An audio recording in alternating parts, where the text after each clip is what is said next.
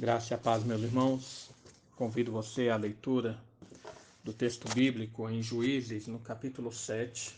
Faremos a leitura apenas do versículo 2º e versículo 3º, que nos dizem assim: Disse o Senhor a Gideão: É demais o povo que está contigo para eu entregar os midianitas nas suas mãos.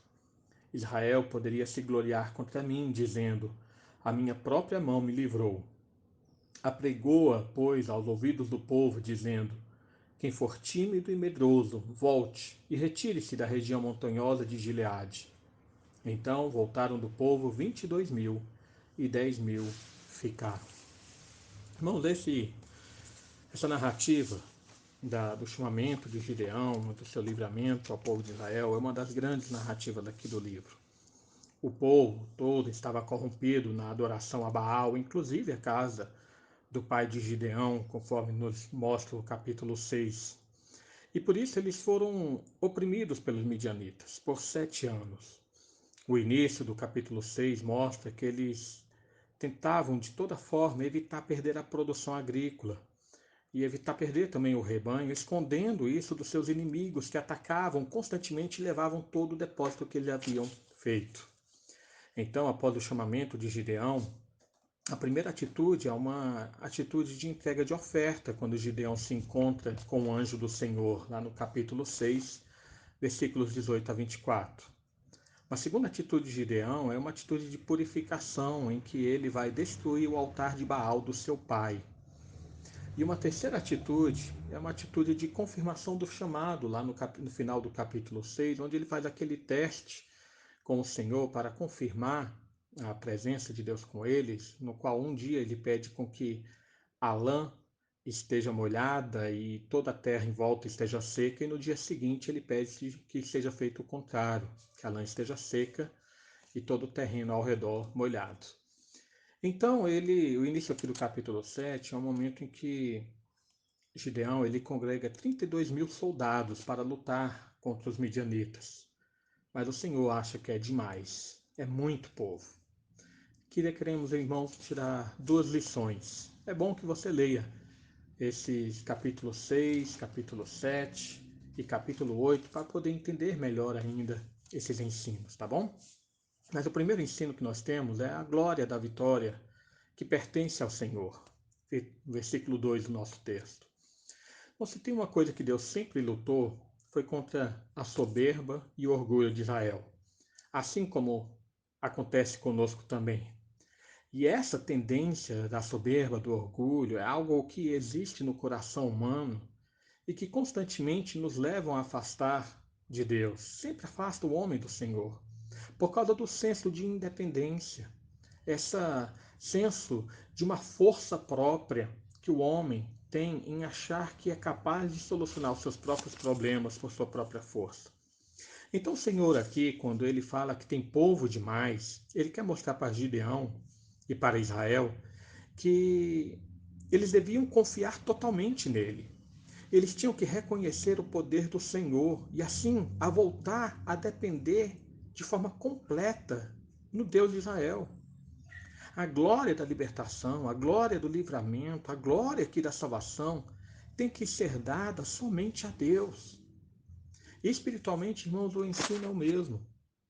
A teologia que ensina que a salvação depende apenas do homem, depende apenas da sua vontade, que depende apenas do esforço, da virtude. Essa teologia que ensina que Jesus veio apenas para mostrar o caminho, ou que ele morreu na cruz apenas para possibilitar a salvação, é um tipo de teologia que tira a glória que pertence apenas a Deus, como diz o profeta Jonas lá no capítulo 2 do seu livro. Deus quer mostrar aqui, irmãos, que não depende da força do homem para realizar sua libertação do seu povo. De fato, Deus não precisava de ninguém para a guerra ali. Quando nós vemos um exemplo disso, quando lá em Isaías, capítulo 37, no versículo 36, na guerra dos judeus ali de Jerusalém contra os assírios, a tentativa de invasão de Senaqueribe sobre Jerusalém, Deus fala que eles não haveriam de mover uma só espada. E ali nos versículo 36, que o anjo do Senhor entrou no acampamento dos assírios e matou 185 mil soldados, de forma que eles fugiram no dia seguinte. Irmãos, Deus aqui nesse texto, ele mostra que a glória da salvação, da libertação, a glória do livramento deve ser dada somente a Ele. Toda a salvação que ocorre na nossa vida e livramento não é por causa da nossa força, nossa inteligência, nossa astúcia ou da nossa capacidade, mas é pelo agir de Deus. Um segundo ensino que temos aqui nos fala a respeito da fraqueza humana, que está lá no versículo 3º. Quem for tímido e medroso, volte, retire-se dessa região. E voltaram ali 22 homens e ficaram apenas 10.000. Deus ele provê duas formas de reduzir os soldados ali de Israel. Primeiro, através aí do versículo 3º, ele manda com que todo tímido e medroso volte para casa. De 32 mil soldados, 22 mil voltaram. Posteriormente, nos versículos 5 e 6, Deus faz um outro teste, mandando com que Gideão mande os homens a beberem água num rio próximo e que observassem a forma deles beberem. Aqueles que pegassem a água com a mão e levassem à boca deveriam ser colocados à parte, e aqueles que se agachassem de joelhos para beber a água diretamente do rio, levando a boca ao rio, esses deveriam voltar. De forma que dos 10.000 ficam apenas 300 soldados com Gideão. A ideia colocada aqui, irmãos, é sobre essa fraqueza do coração, principalmente.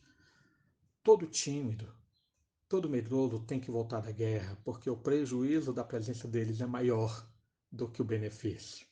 Mas também sobre a displicência, ou seja, a forma de beber é uma forma de mostrar quem estava preparado para a batalha e quem não estava.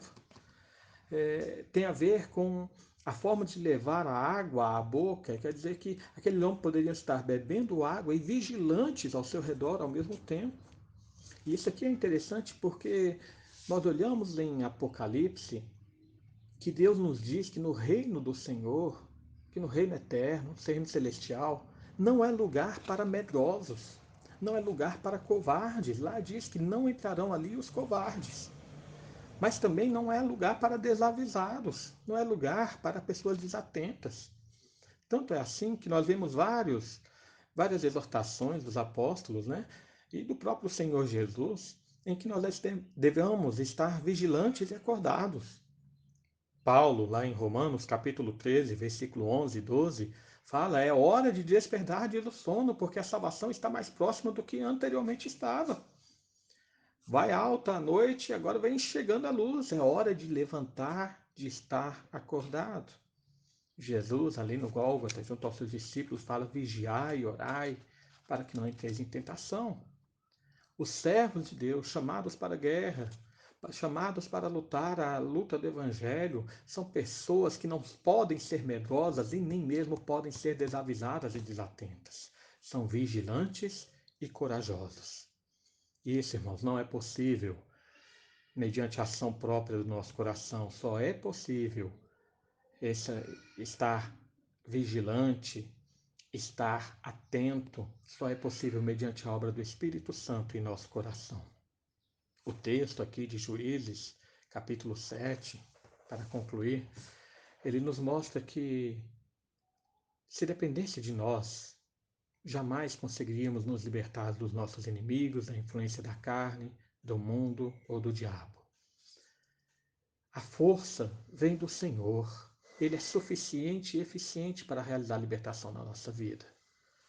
Nós, por nós mesmos, seríamos apenas medrosos e tímidos na guerra espiritual. Seríamos desatentos e vacilantes, mas é a ação de Deus que nos capacita a levar e a lutar até o fim. Que a bênção do Senhor esteja sobre nós. Oremos. Pai amado, mais uma vez nos colocamos diante de Ti e agradecemos por Tua obra em nossa vida. Te agradecemos, ó Pai, porque Tu pões os Teus anjos ao nosso redor para lutarem conosco, guerrearem conosco, para, Senhor, nos darem força no meio das dificuldades. Tua palavra, Senhor, fala que os Teus anjos são ministros que estão a nosso serviço, Senhor, a favor dos santos. E Te louvamos por isso, Pai. Te louvamos porque não é pela nossa força, não é pelos nossos méritos, nem mesmo, Senhor, pela nossa astúcia ou inteligência, que conquistamos a vitória nesse mundo, mas é porque o Senhor está a nosso favor. Tu és o nosso Deus.